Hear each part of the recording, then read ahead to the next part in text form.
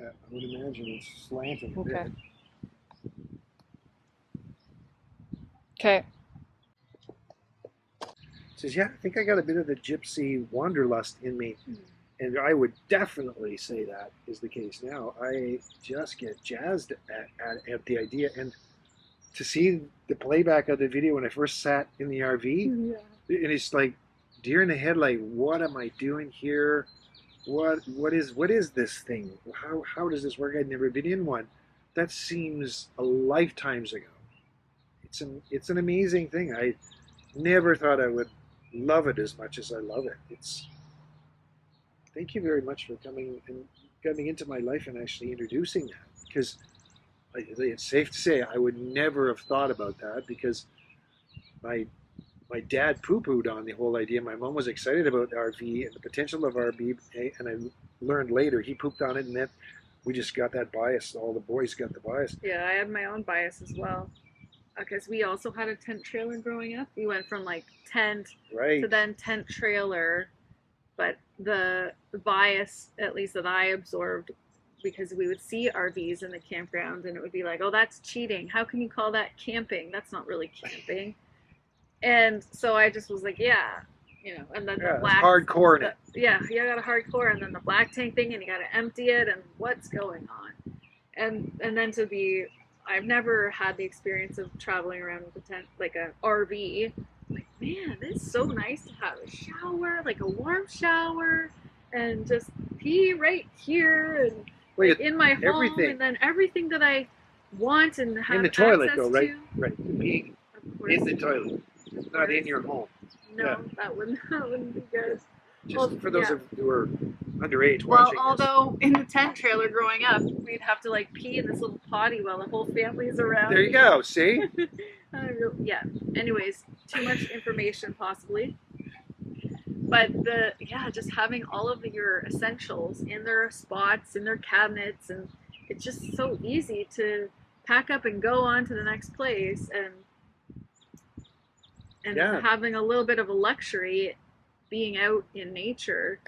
It's okay, yeah, letting go of biases, letting go of old stories, letting go of so much. I really felt like I have found harmony to my life. I've been really intending for more harmony in my life for the last several years, and not really having the experience of what harmonious energy feels like in my life.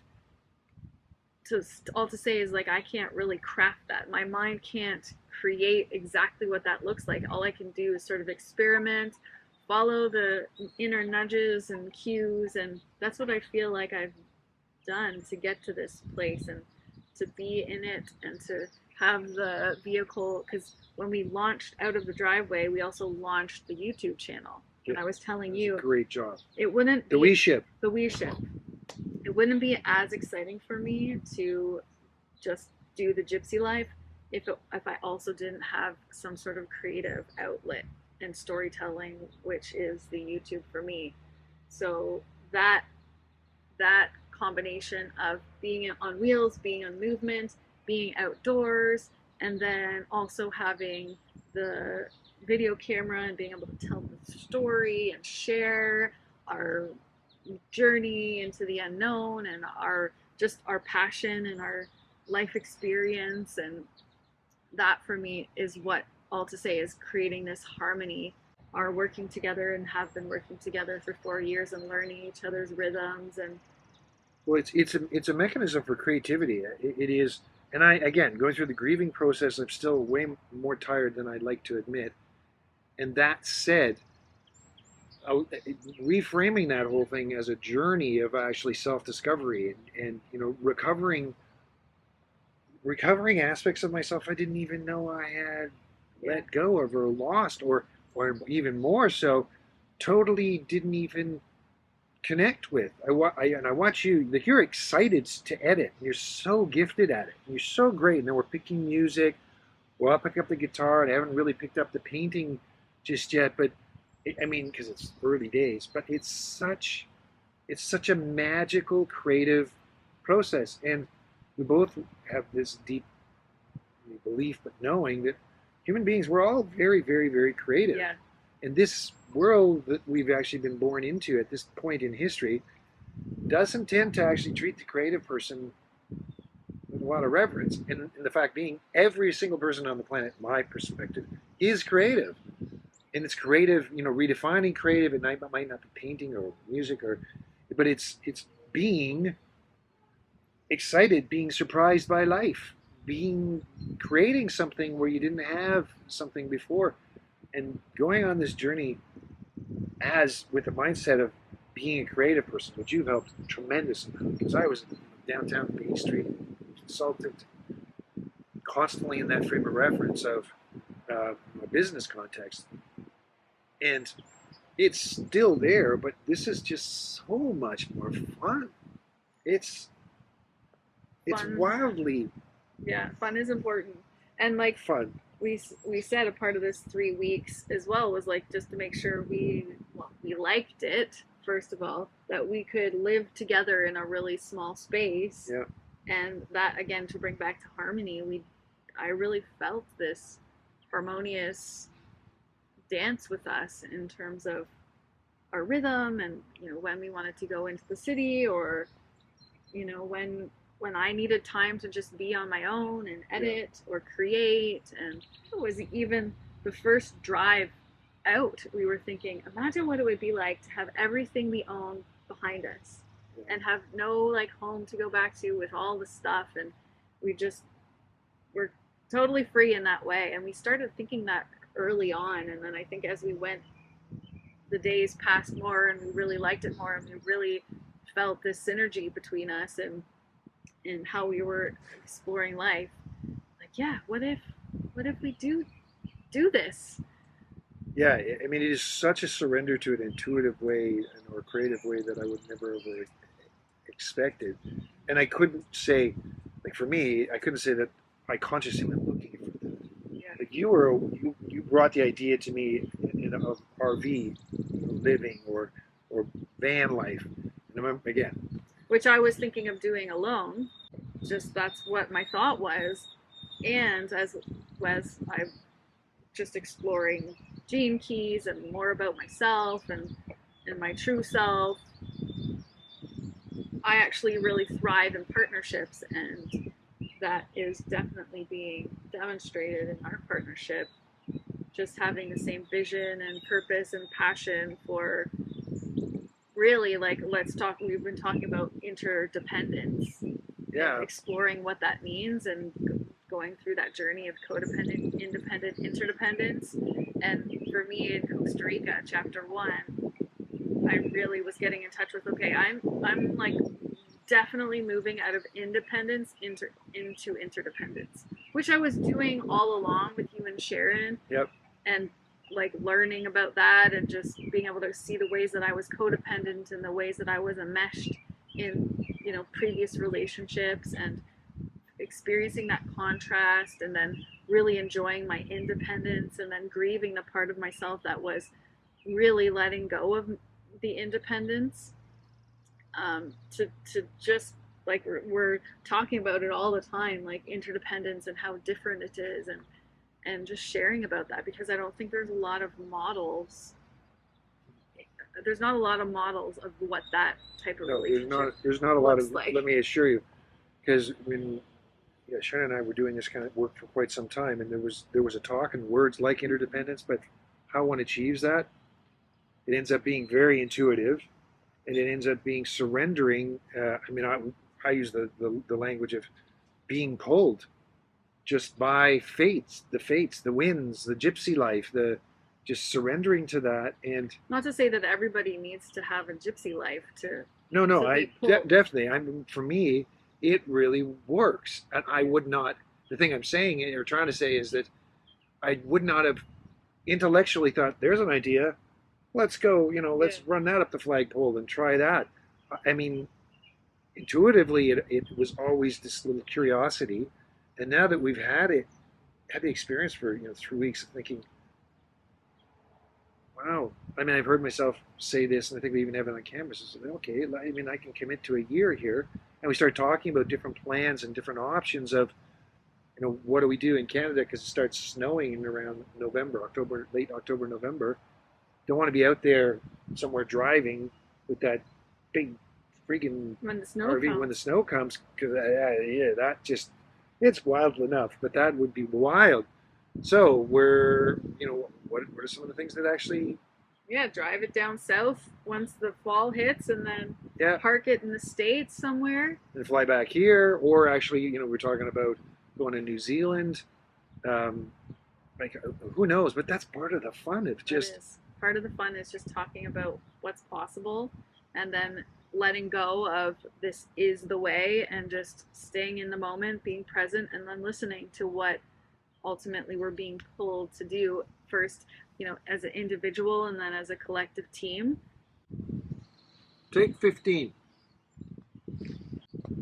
I was just saying that we can talk a battery to death. Anyways, I think you were talking about how you never would have imagined that this would be your life, and I can say I would never have imagined this would be my life either. Is, well, first of all, going into a business partnership with a couple who's navigating cancer and late stages of cancer. And had I not had the similar belief to you, which is to surrender, to be pulled, and early on, I've had a feeling like we are definitely, like, from the beginning, we have a mission to do together. I couldn't tell you exactly how that was going to look like, and never would have anticipated this is what it would look like. Yeah. But such a rich, rich journey, and I had been on a path of reprogramming my inner world for what wealth was, and recognizing how I was giving my power to something outside of me, like money in my bank account, to determine my value. And I saw that early years ago when I decided to leave my gig. I was an entrepreneur, and I retired from that business At the ripe age of 30 something. It was in 2016. So how long ago was that? Math guy. 7 years ago. So I'm 30. 39 to be 32. So when I was in the ripe age of 32, I retired from my Because previous everyone does that. gig, and that's when I started noticing that my self-worth was decreasing as the value in my bank account decreased. And I thought, what's that about? And I went on a journey to really What's that about? understand what wealth is, what value is, what my self-worth is, how we give our power away. And ultimately, that is like the codependence on a macro scale that we have as a society, based off of the systems and structures that have been put in place. And those trickle into our intimate relationships and our family dynamics in all sorts of ways. Oh, it's just, yeah. And then to really be tested on this path with you and Sharon, because I did not make, even though we were business partners, money was not the priority for me. For me, the priority was healing patterns, which it was for you as well. It was for me, but we had lots of challenges with that when we were moving forward. And when I was in and out of the cancer clinic with Sharon, we'd have these real great strategy sessions. I come back a day later and I couldn't remember anything because I was just so wiped out from all the stress. Mm-hmm. And that was something like Sharon died at this stage 5 months ago. It's only been 5 months. Yeah. I just like, wow. Yeah. So for me, I've definitely had the battle with my mind and my heart a lot, because everything in me, based off of my program, was saying you need to get out and start making money and just leave this couple alone onto their journey. And everything in my heart was saying, no, this is a really special couple, and I think I've been sent to them in their life to be a support. All that kept coming, and every day I'd wake up and ask the same question that I'd asked for a decade, which is, how can I serve? And I would always hear, just be there for Tim and Sharon. And which is no easy task no. in that situation, because the combination of just the amount of stress associated with that, how you're wired as a projector, bang, you amplify things and you experience emotions in an amplified way. Yeah. which which is totally other topic to Yes. talk about, and I'm sure we will get to that at some point. But being around that, everything was amplified. So the good times with Sharon and the three of us was just, oh, it Amazing. was amazing. And then the bad times were just amazing in and of themselves. And it was as a function of going through those just massive roller coasters, all amplified. Yeah. That was, for me, that was a turning point as a function of our relationship as business partners. It was a real big turning point because for me, easily the wheels came off of me trying to control or me trying to get a strategy in place that we could actually. And you weren't actually able to see, Yeah. sorry to interrupt, but I had the strategy from a millennial Yeah. mindset from day one. And Get yeah, in a damn RV and drive around, take pictures, and then do videos of it. how's that gonna work? What how does that even? What are the mechanics of even associated with that, and how would that actually continue? And now I see very clearly it was the same thing that we were doing. We were doing performance improvement consulting, helping people get out of their own way, either one on one, two on one, like a whole organization. And basically, what this is even more profound. Your generation is benefiting from the power of video-based education. My word, not yours. But we know that your generation has the opportunity to under the covers of psychology and under the covers of science and under the covers of like all of these established basically pillars in this society now are being studied and then put on video and people go, geez, I want to get understanding how this works, how that works. Ultimately what it ends up being is, yeah, you don't have to spend a whole lot of time figuring out how the banking system works and finance and strategy and structure and all that kind of stuff. You gotta figure out who you are. Yeah? What? That's the priority? That's Figure the out who priority. I am? I'll figure out how. This is it. Let me get that straight. Figure out who I. It starts with me. Yeah, because when you're coming out of codependence, you are a collection of who your close environment is and the role that you're meant to be in that. And from a macro scale, you are meant to be someone who's constantly striving for more. You To make the cannot whole be thing, in the matrix present work. moment. You Yeah. are not allowed to be in the present moment. You're No. not allowed to feel enough or secure or safe because ba-da-ga-da-ga-da-ga-da. Fit in. The whole mandate, fit in. You might make a little bit of ruffle some feathers over here and there. Know your lane. Fit in. Stay in your lane. Yeah, and really so then you have to humble yourself enough to say, oh, I don't know who I am at the age of, for me, 30, 37, and say, oh my gosh, I don't actually know who I am. And to go on that journey is scary, and the world literally turns upside down. And now to feel and to go through that journey with you and Sharon. Well, Sharon in dying and her constantly questioning, who am I?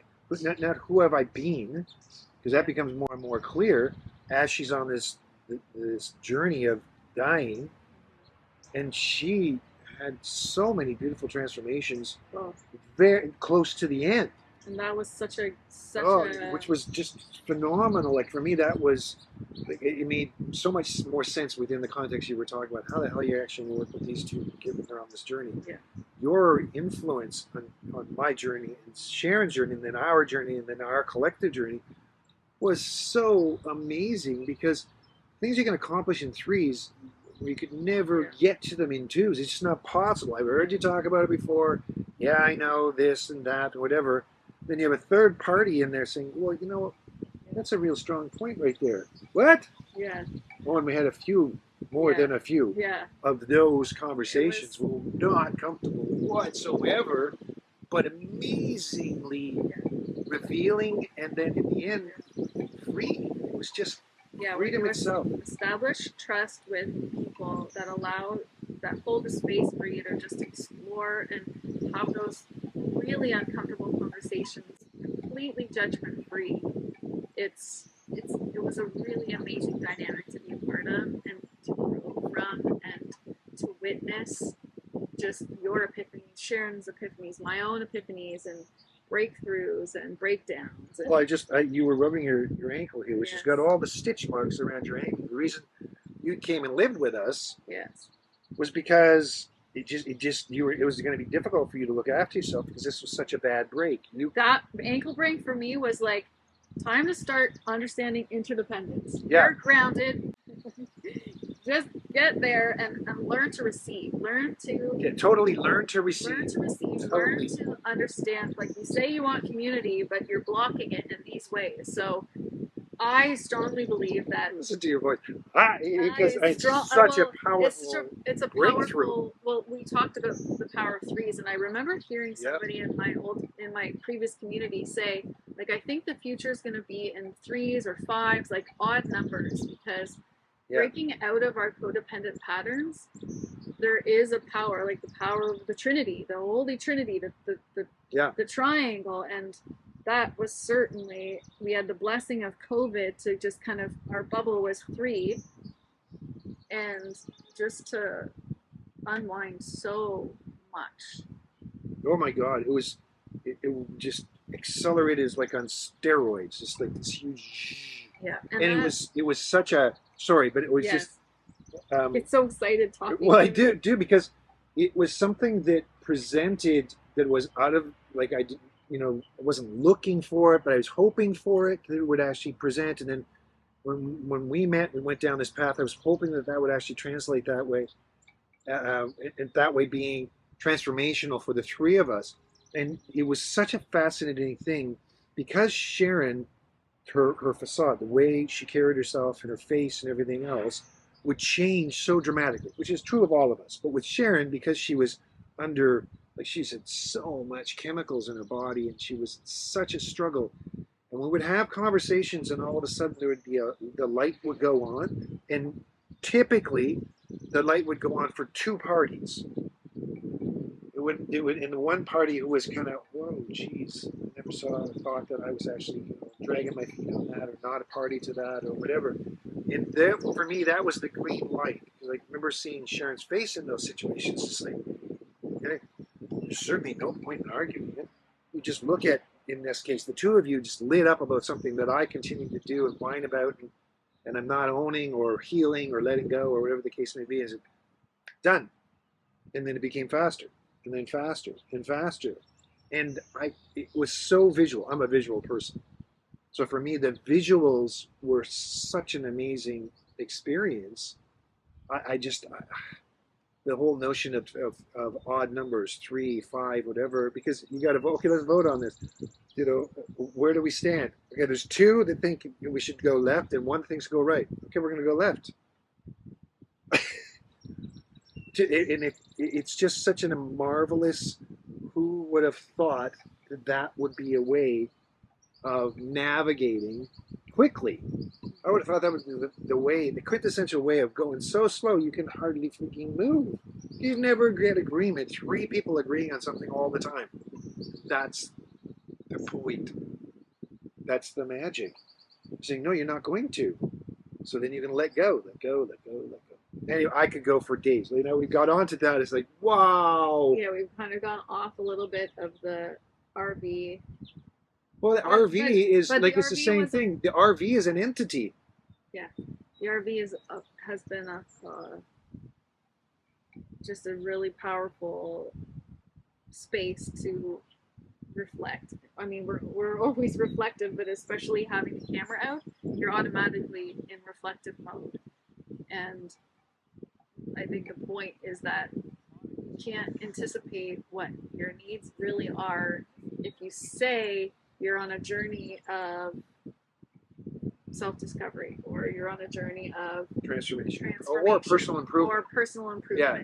Like, or even being an entrepreneur. I feel like being an entrepreneur is the deepest self-development journey you'll ever go on. And if you think that what you need to get to whatever it is you feel like you need to achieve, chances are you're probably going to hit a wall at some point in time.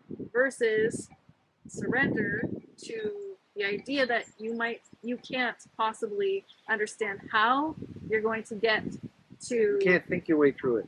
I like to use the word alignment, because alignment is where, for me, you're in flow and effortlessly creating and being of service and making sales and creating a sustainable life for yourself. The how of that, just let it go. Because there's a very unique path that is calling you to move towards, and it's going to look something like you never could have imagined. And for me, again, going into this journey with a business partner, who's going on a cancer journey, in the later stages, was the richest journey I could have gone on, and it didn't have anything to do about money. But it everything. My point is, it had everything to do with performance and money. We've done a couple of videos previous to this. Oh my God, I don't have the money to buy therapy and this and this. Yeah, and that's why I keep bringing it up.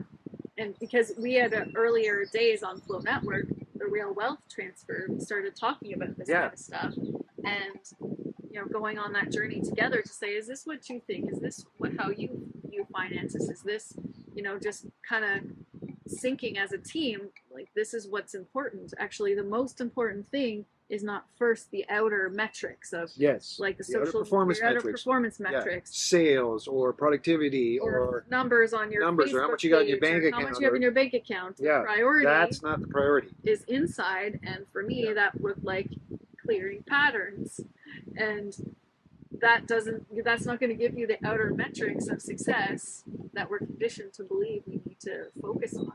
And that for me was something that I knew that you and Sharon both had the similar. We did that for 25 years. Right. Between those things for people. Yes. So I just, because you said earlier, well, we got off topic because we're actually talking about performance, and we were talking about RV and seeing Quebec and the wonderful rivers and all that kind of stuff. But they're exactly the same thing. Well, I think that's what you're saying is our performance has now we've come to a place, a vehicle that we both are so lit up about.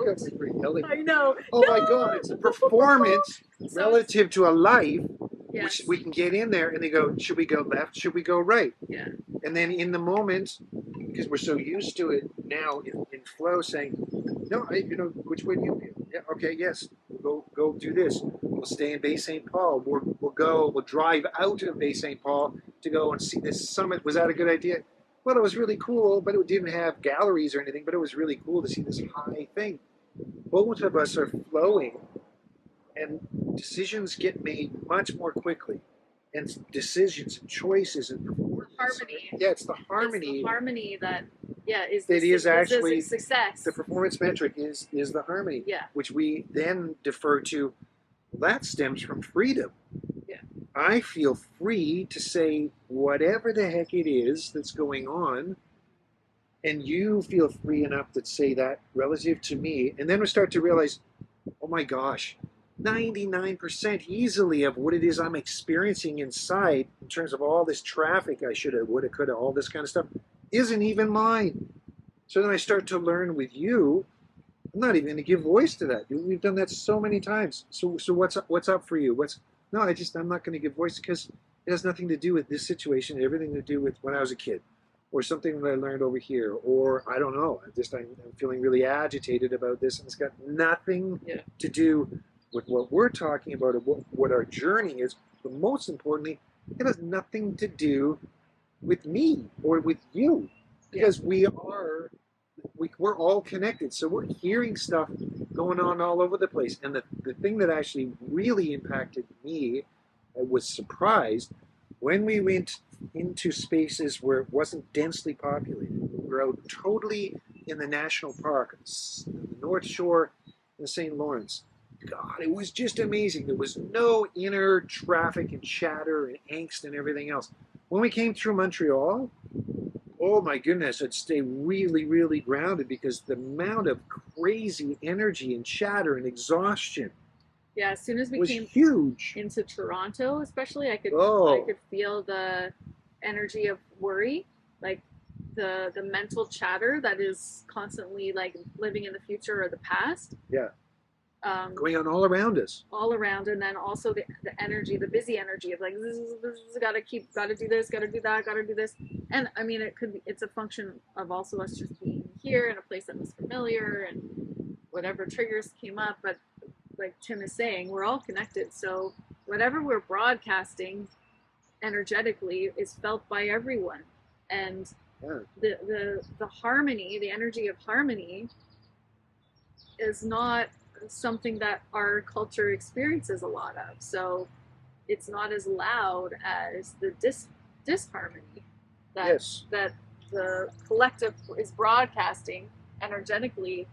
And yeah, like you say, being out in nature, it's very easy to get in touch with harmonious feelings, and then being in the density of mental chatter, energy, Just angst going on like crazy. You're driving, and we're driving through, and I realize, geez, I'm really, really uptight. And uptight happens around an hour and a half in when we're driving. For me, I'm noticing right now, which Yeah. will probably change over time because I can actually now work with that consciously. But it's the angst of just, fatigue, something new. Is the trailer going to blow through? Is it going to come through the cab when I hit the brake too hard? Well, we've got a few other people with similar angst on the highway around us when we're going through cities, like a lot of people. And this is the time of year where there's construction. And let me tell you, the construction lanes they give you, especially over bridges, they're not built for trailers and big trucks. I mean, my hat off to the people who, like the men and women who are driving those big rigs, like the big, whatever, 18, 26 wheelers. I don't, like, that's just a marvelous thing. But they, like everybody else, are experiencing this massive chatter. And I think the foundation of being able to become a master, that started when we were here, when Sharon had so much angst because she realized at the end when she actually went to whatever you call hospice. it, the hospice. People there, it's an understanding that serenity and harmony and peace is what the objective was, and it's out. In our case, it was just down the road here, but it was a beautiful setting. In the hospital, there is so much angst because the people in and out are really, really. Well, really, there's emergencies. There's you just can't sleep at night. You can't. Yeah, It's crazy. Fast moving. People dying, boof, right there in emergency. Yeah. Right, like 3 beds down or something like that, and that became part of our dialogue with 3 of us. And Sharon finally concluded. She says, "Oh my gosh, I now really understand what I felt. The majority of what I felt when I would go back and forth to the hospital, which we knew, we talked about it all the time, was that energy, that angst energy, is there in all the hospitals. It's on the roads. It's in our big cities because this is what it is to be human." And she was able to actually. The day she died. Yeah. The day she died, she called us and she said, "I had a big breakthrough."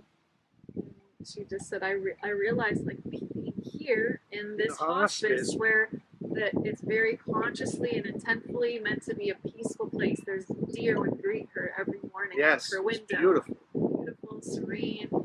She's like, I'm at peace.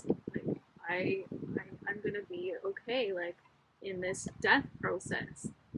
Because I realized the contrast of being in the hospital and the fear. I was just oopsing, as we like to call it, owning other people's stuff. I was just feeling the angst of everybody else. That's not my story. I'm not that she wanted to die. She didn't want to die, but that was the reality of the situation. And she did an amazing.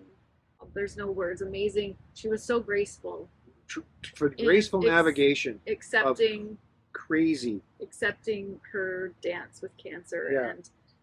And she, that morning, was, it just gives me chills to think about it, like, that she called, and especially for you, just to say, like, I'm at peace. Like, I mean, there's just a lot of, it feels to me we're actually, there was so many people in that celebration of life who were uncomfortable with me being joyous that Sharon had such a wonderful passing. Because in our society, that's not something we celebrate. Or don't even have it as an objective or celebrate it. So I thank you for bringing that up today in particular, because as we're now moving into this next leg of our journey, and the vehicle, the performance that we're actually looking for is to just harmonious freedom experience with our Frida is the name of our. That's what we've named Frida, our our RV. RV. And what is the truck's name? You have a Rebirtha. Rebirtha. I think that's Why? just so Because cool. it's so big, and I thought of Big Bertha, Yeah. but it's our rebirth. This is, I've died many times, but I at sometimes don't even recognize myself. But also, there's in a weird way, it's like so familiar. It's a rebirth, and Yeah, we're both, Rebirtha is so awesome. yeah. Rebirtha and Frida, Rebirtha and Frida, quite the team. quite the team on the. So it's a And team together, of four. it's the we ship. Exactly. It's the And you are part of the we ship. We really, I mean, for me, building community, is so important to me, and that's why I share these stories, our life story. I think a lot of us are on similar journeys, and a lot of times it can feel lonely. Yeah. And you're not alone. You are not alone. You are not alone. Shall we go? I think we're all. We're off onto the next phase of this. I guess this is chapter 4. Into the unknown. Into the unknown. That's totally wrong key. Okay, that's enough.